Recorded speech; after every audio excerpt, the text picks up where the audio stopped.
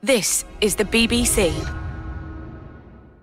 Hello, I'm Adam Shaw and welcome to this download of Moneybox Live, the programme about your money that you can carry around with you in the ever-available special wallet-sized podcast. Today, the calls were all about cash and how to get it if you need compensation for a construction project that affects your home, property or business. It's an important issue for hundreds of thousands of people. Just got to tell you one thing. One of the key useful numbers which I thought came out of today was that if you need to sell your home because of HS2, for instance, they should offer you its full value plus 10% to a maximum of £61,000 extra. But also, even if you're near to HS2, you get between £7,500 and £22,500. That was just one of the things we talked about. There's compensation for Heathrow Extension. That could even be higher than that. Lots of detail in today's programme. I do hope you find some helpful guidance and ideas amongst them. Happy listening. It's claimed 500,000 people could be affected by the building of the high-speed rail link HS2. Thousands more could be affected by the proposed new runway at Heathrow and many other building projects right around the UK. Now, most, I think, agree that as a nation, we need good roads, good railways, good airports, in short, a good infrastructure that can support a growing economy and the provision of goods and services to its people. But the benefit to the nation can come at a high cost to the individual. Their homes can be blighted by the thundering traffic of new roads or even demolished to make way for a new rail link. But those whose lives are disrupted could be due for hundreds of thousands of pounds or more in compensation. So how much can you get? How do you get it? Indeed, where do you turn to for help and guidance? Well, hopefully one of those places is right here. We'll certainly be trying to answer as many questions as possible in today's Moneybox Live. I'm very keen for you to be part of that conversation. So if you've been through the process of applying for compensation, if you found it easy and fair, or if you found it hair-tearingly frustrating, if you've got any experiences to share or questions to ask, do call us right now on 03700 100 444. 03700 100 444. Geographic charges will apply there. You can also email us, moneybox@bbc.co.uk, or indeed, for the Twitterati amongst you, do tweet us at Moneybox. But first, let's hear a word or two from Ed and Rachel McMahon, who own a racing horse training stables in Lichfield in the West Midlands. They had to close their business because the high-speed rail link HS2 is going to cut through their farm. They were awarded compensation by HS2, but the effects on them have been traumatic nonetheless. The effects have been that I've lost my business. That's the main effect. There's been a lot of mental stress and anxiety. And the financial aspect of it as well, it's been very expensive as well. The costs, as it's come nearer the end, towards when we needed the compensation, they've escalated to tens of thousands. Well, we'll hear more both from Ed and Rachel a bit later on. But with me in the studio today is John Mowbray, who is a partner at IBB Solicitors, lawyers specialising in property litigation. Welcome, John. How difficult an area is this for people like your clients to actually work their way through?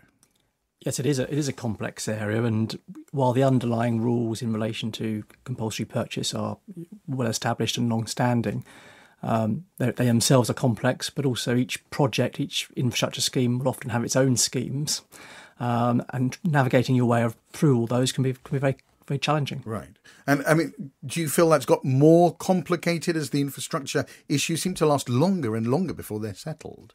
Well, they do. And I think partly the new schemes that have been introduced are trying to perhaps address some of the problems that have been experienced on previous infrastructure projects. But it does mean that there's this plethora of potential options for the person who's affected. Right. And working your way through those is difficult. Right, well, we're going to try and do that in the next 28 minutes or so, but we're also joined by Angela Juszczyk, who's Associate Director at the Chartered Surveyors Roger Hanna. Welcome, Angela. I mean, is it your sense that people who approach you actually even understand the scale of the difficulties they're facing? Do they go in it with open eyes? I think compulsory purchase is a daunting prospect, which often it's something that people haven't faced before and know very little about. It's important that if you are affected by a compulsory purchase order, that you seek to appoint a professional, an expert in the field who can advise you and guide you through the process. I mean, it's scary though, isn't it? I mean, you suddenly hear in the local papers or you get a letter through the letterbox that maybe there's a rail line going through, or a runway extension, or they're taking up the road for waterworks, and it's not something that an ordinary person deals with very often, if ever. It must be a scary experience. Yes, I think it is, and I think a lot of people don't often know where to turn. I think the important thing is to look at potentially looking on the Royal Institute of Chartered Surveyors, their website, finding somebody who is an expert in the local area who you can appoint to advise you on the process and to undertake the negotiations so you obtain fair and reasonable compensation. Okay. Well, we're going to try and understand who, in fact, you should turn to, because there's lots of different options. You're a surveyor. We've got you, John. You're a lawyer, and there are land agents and all sorts of people ready to help at a cost. But let's begin with the process and how it works in general. John, right at the beginning, you said different rules apply to different schemes, which strikes me as hugely and perhaps unnecessarily complicated. Surely there are some underlying legal principles that apply to all schemes, or is that not true? No, I mean, there is the underlying sort of rules and laws in relation to compulsory purchase, partly statute-based, partly cases which have... Case law that's elaborated on that. But what you've seen, for example, with HS2 and now with Heathrow, is that they've introduced discretionary schemes on top of that, right? Which hopefully should be of assistance to people who are faced with these Okay, these so let's issues. be clear. You're saying there is a basic level which is set in law, but some schemes may be more generous than that. Indeed. There's something called the Compensation Code. Have I got that right? That's right. So what is that? So the Compensation Code is really referring to, as I say, the established sort of, statutory regulations with additional case law, some which date back many years. So that will apply if, for example, an authority needs to acquire your property. Right, and we're already, Angela, I mean, you were talking about compulsory purchase. That's a rather extreme example, isn't it? Because there'll be lots of cases where people's homes haven't been bought or their businesses haven't been bought, but they suddenly find they've got a major infrastructure project at the bottom of their garden, and they were living leafy rural idyll, and now they've got some huge juggernaut going through, or train or aeroplane, and no one's bought their property. So do different rules apply? So usually somebody who may be affected by a future CPO, they will be approached. CPO, Compulsory Purchase Order. I'm going to ring a bell every time you use an acronym, yes. Okay? They will be approached by an acquiring authority. They will be informed that there is a proposed scheme or development which is planned to be carried out, and they will be informed that their property may be required in order to deliver that scheme. It just strikes me as potentially unfair, all of this. Is it not a problem that you have an authority of some kind deciding it's going to disrupt your life? It then decides how much it's willing to pay you for disrupting your life. And in that case, it's sort of being the judge, the jury, and in fact, the defendant all in one go. That doesn't seem to be natural justice, does it, John? Well, I think it comes back to the point that there isn't some underlying rules here. So in terms of compensation, if they're going to acquire your property, there's some fairly established criteria there. I think, but that's only if they acquire your property. Yes. I mean, it's a very grey area. If you've got a jumbo taking off, or a train leaving, or a bit of waterworks happening at the bottom of your garden, I don't think there are very strict rules for that, because it's all just up for discussion. Well, it is certainly perhaps less clear than obviously if they're actually acquiring your property. But again, there are scheme-specific, project-specific schemes to compensate you. If your land is not being taken, but you say you're going to be in the proximity of the project, for example, in the proximity of the HS2 high-speed line, depending on how far you're away, there may be a fixed amount of money that you'll be compensated. Okay. Well, it's not. We've been talking about people's homes already. Of course, that's not the only thing that's affected. It can be their businesses as well. The effect can be even more dramatic when a person's home is also their business. That indeed is exactly what has happened to Ed and Rachel McMahon, who we heard a little bit right at the start of the programme. They own something called Horsley Brook Farm in Lichfield in the West Midlands. They were awarded compensation from HS2 after being forced to close their horse training business because the railway linking Birmingham to London will actually cut through their yard. Earlier this week, I went to meet them, although as a typical of a city boy on a day trip to the country, I started by getting immediately lost. Okay. Hello? I'm stuck in the middle of nowhere. The taxi's disappeared over the hill, and I'm outside an empty farm. Oh, hello. It's Adam Shaw here from BBC's Moneybox programme. Are you expecting me? Yes, we are. I'll let you through the gate and Ed will come and meet you. Thank you. Is that Ed? Yeah. Hi. I am Adam. It looks lovely. Yes, it's probably not as manicured as it used to be, but we will get there eventually, because this obviously I used to train racehorses, and right. We're just diversifying really. These were stables. They were stables over there. This is a big barn over here, built primarily for. There was 40 stables in here. It's an American barn. It's not like it used to be. Right. Oh, I see. And you would normally have how many horses here? I mean, the most I've had here is 52. That's a big business, 52 horses. Your wife is also central to running the business, and she's been involved with a lot of the HS2 things. She's back in the office at the moment? Yes, that's correct, yes. So shall we go have a talk to both of you, really, about how this has affected the business? Yes, I think that'll be a good idea. All right, brilliant. You lead on. So, when did you first hear that HS2 was going to affect you? It was in 2010. My next-door neighbour actually rung me up and said, "Have you seen where the new railway is going through?" And I said, "No." He said, "Well, it's going right through your property." And that was the first time I heard of it.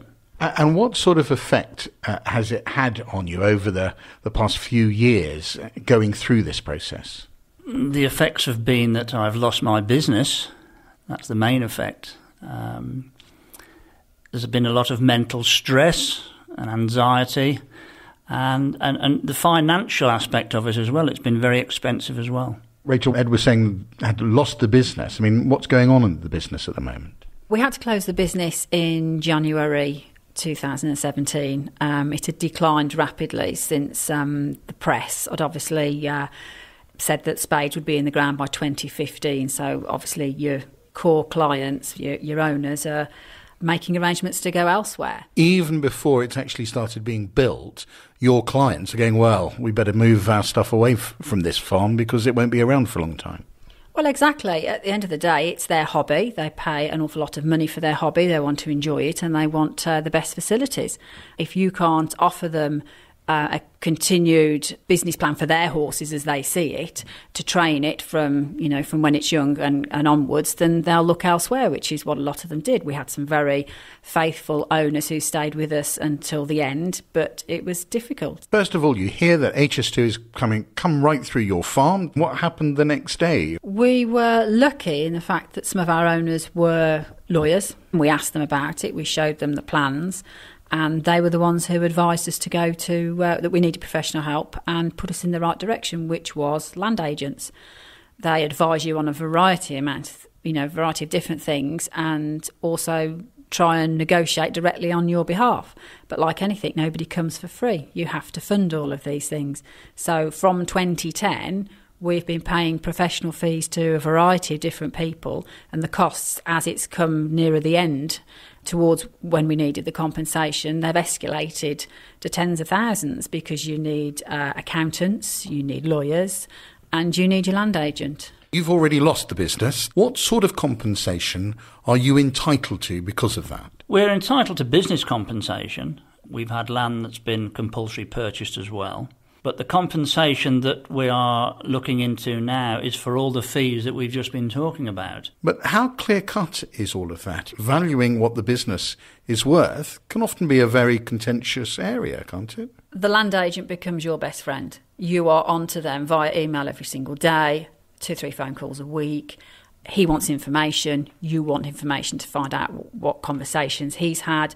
It's not easy. It's very lengthy. You are guided by him. And obviously, as I said before, there's a lot of people who are very disadvantaged by not having the right professional help. We were in a position where we were able to fund it so far ourselves, but there's a lot of people along this line who didn't know who to turn to and haven't got the funds to, for the professional advice. Now, this has been many years. When will the compensation issues actually be settled? They could be ongoing. That's the downside to it. It's their interpretation of what we're looking for. And unfortunately, that's where the crux of the matter is. They won't draw a line in the sand and say, well, OK, that's what you're looking for, we're acceptant of that and carry on. It's this ongoing thing, and that's the downside to it. So no end in sight? Not at the moment, no. That's Ed and Rachel McMahon, who very kindly showed me around their stables and told me their story. Well, I'm going to tell you, we did speak to HS2. They told us they're committed to being a good neighbour to those affected by the construction of the new railway and have in place property and compensation schemes to suit the needs of businesses and individuals. Angela, I suppose what really struck me about their story was that their business closed down and nothing's happened. I mean, it didn't close down because there is now a railway at the bottom of their garden. There is nothing, but it closed down anyway. Is that very common? People sort of suffering even just around the talk of a project?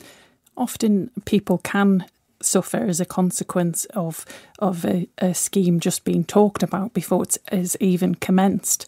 It is important that people look at what position they're being placed in now, how that particular scheme has affected their business in order that we can claim back as compensation the loss that they've incurred as a consequence. I mean, the other issue that came out from them is that although they're able not only to get compensation, but their professional fees, or at least most of them seem to be reimbursed, they have to pay out of pocket for all of this.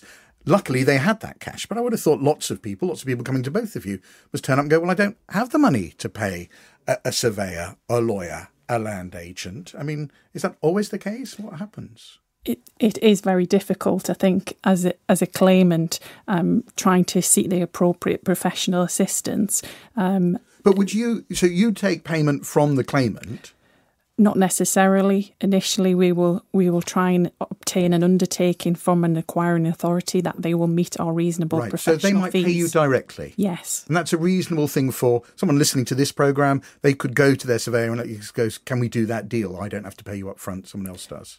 Potentially, it very much depends on the individual acquiring authority and whether they are prepared to make interim payments for professional fees, or whether the professional fees will only be paid at the end once compensation is settled. We've got a call coming in, but I just want one thing before we get to them. Just in terms, we talked a lot about fees without putting a number on it. I know it's always the case. Professionals never want to tell me what they're going to charge, and you're already smiling, so I know you're not going to answer that fully. But can you give me a sense of, in a simple case, a simple, straightforward case, where do these sorts of fees start at least? John, what might you be able to get away with in terms of legal fees? Well, I think they're going to start there still would be more than £1,000. We're talking a few £1,000s, probably even for some more modest claims. £3,000, £4,000, £5,000 to and obviously you've heard from the example just given in terms of the racehorse owner, how they can escalate to tens of thousands of pounds when you've got very complex valuation issues. Right. Okay. So we are talking about thousands of pounds, and that's why it's worth trying to get the company to pay them directly. Okay, well, let's bring on Michael from Burton End. Michael, you've got a worry or a problem with a local construction project. Yes, we've been seeking compensation from our local airport for a number of years now in respect of work that they carried out to expand the airport, and specifically the work is taxiways and aircraft stands, which qualifies under the Land Compensation Act, and we've been seeking to get compensation in respect of depreciation to property values caused by the noise emanating from those works. But the airport is telling us that we have to hire noise consultants to prove that there has been a change in noise. And if I just read you a quick couple of sentences from a letter I've received from their lawyers recently, because we've submitted information showing that the number of flights at the airport during the period in question has gone up by 68%. That's an increase of 90,000 flights per annum, which is much, much higher than any of the big airports, which I won't name. But what they're saying is the key issue, however, is that an increase in aircraft movements alone does not constitute evidence that physical factors, e.g. noise, have been caused by the bringing into use of the public works. Okay. Put simply, because there are more aircraft movements does not automatically mean that there has been an increase in physical factors. OK, can I just very briefly ask you, they've asked you to get independent evidence of the noise level. Why haven't you done that? Well, because we're talking about a period that actually dates back to 1998. We would have to show the difference between the period in 1998 and... OK, you need a time machine, is what you're saying. You need to show the before and after. Very costly. Yeah. And our argument is that surely an increase of 90,000 flights per annum, it's self-evident that there is more noise. OK. Angela, what would your view on this be? It is certainly the case that you need to be able to demonstrate that there has been an increase in noise, which has had a corresponding depreciating effect upon the property. However, in most cases, in terms of an airport expansion, the airport themselves will do noise surveys both before, during and after. But this is an important point, isn't it? Because Michael can't go back in time to check what the noise was like before the building was done. So are you saying, really, you've got to do that? The moment you hear of anything, try and get lots of data about the situation before construction takes place. Otherwise, you could be in a very difficult situation. It may be prudent to do so, right. But in most cases, I would expect the airport themselves will do those. So it's fair to kick back at an airport or any other sort of place and go, well, you should have this evidence, and a certain amount of this is a bit blindingly obvious. If there's more traffic, maybe we can assume there's more noise. Yes. All right. Michael, thank you very much for sharing that with us. John, you said...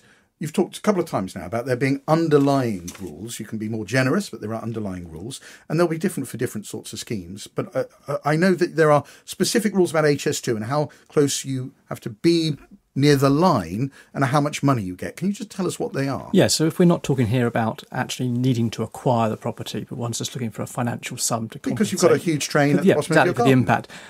It depends on how far away you are from the line, but one of the schemes under HS2 is the homeowner payment scheme, and the way that works is the highest level of compensation is if you're between 120 and 180 metres from the line, and that's a fixed sum of £22,500. Right. As you come away between 180 to 240 metres, it's £15,000, and then the final area 240 to 300 metres, £7,500. And I mean, all of those sums of money, £22,500 is a substantial sum of money. But if you feel it's really wrecked your life and wrecked the home that you've spent your life saving for, it's not an awful lot, really, is it? No, quite. And obviously, some of these areas also are, the very expensive residential areas. To buy a property in those areas, is many thousands of pounds. And yes, I think certainly some people would feel that these sums are not going to touch the sides in terms of compensating them for the effect of the railway. We're assuming, of course, at the moment that everyone's a homeowner. What if you're renting, Angela, and you suddenly have got some sort of disruption from whatever infrastructure project? Are you entitled to anything, even if you don't own the home? It's very difficult if you are a renter. If the property is to be acquired, then you may be entitled to a home loss payment. So that would be a minimum of £6,100, and your disturbance with in terms of relocating. But if you remain in the property is not to be acquired, but there is noise increase as a consequence of the scheme, then unfortunately you're not entitled to any compensation. Right, but if you're actually made homeless because the landlord has got to sell the property, so you're effectively being chucked out of your home, there might be some form of direct compensation you can claim. There may be if you specifically as the tenant are subject to the CPO. I told you I'd ring a bell every time you say the compulsory purchase order. Okay, we've had an email from Nick. He's got in touch with us. He and his family have lived near Birmingham Airport for a very long time, 40 years. He says over the years the airport has expanded considerably with frequency and noise of flights increasing. He says their house is consequently estimated at half the value it would be if located in the next village. He's got a couple of questions. Really, what can they do to get compensated for the loss in the value to their home? And do they have grounds to request the airport purchase the house at a reasonable market rate? Angela. It sounds very much like it would be a claim based on the depreciation caused as a consequence of the scheme. So that falls under it's what's known as a Part 1 claim. You're entitled to recover any depreciation caused as a result of physical factors, which includes noise, increased light, and a few other aspects. So they potentially got grounds for a claim here. Yeah. His second part was, could they request that the airport actually buy the house? It seems very unlikely if none of the property was to be needed for the scheme. It's unlikely that they would be successful in obliging the airport to acquire it. John?